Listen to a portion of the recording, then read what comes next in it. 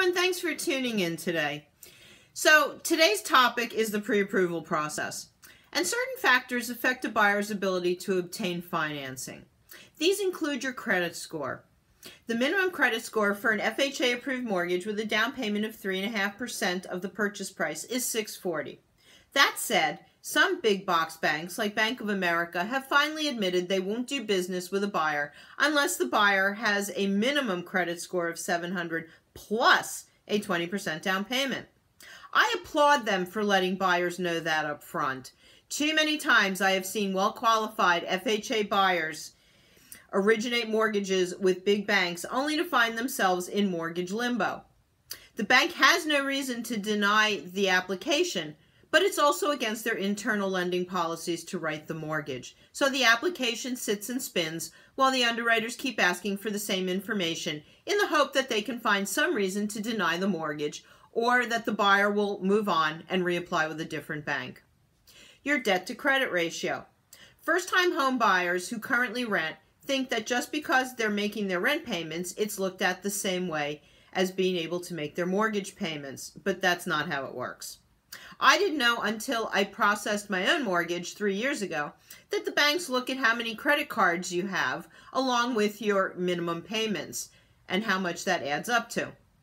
I had to close out and not use as many credit cards even though I was paying them off monthly to get my ratios down to an acceptable level. Now your banker will have more information as they review your credit report. Anybody out there have medical bills? Medical bills have prevented more buyers from getting a mortgage than any other reason I can think of. If you have medical bills that aren't in default, you can make arrangements with your provider to pay a portion monthly or weekly.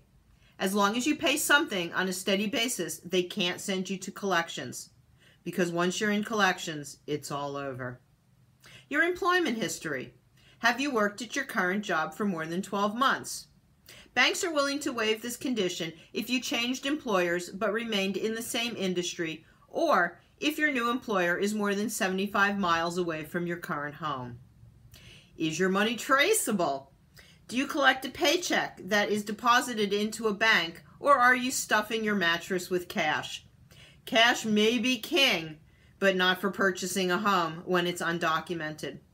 One of my buyers transferred a large sum of cash from a foreign country to a U.S. bank.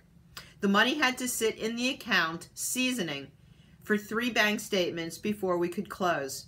Luckily, the seller was able to wait because I spoke to the buyer last week and she and her husband were very happy in their home.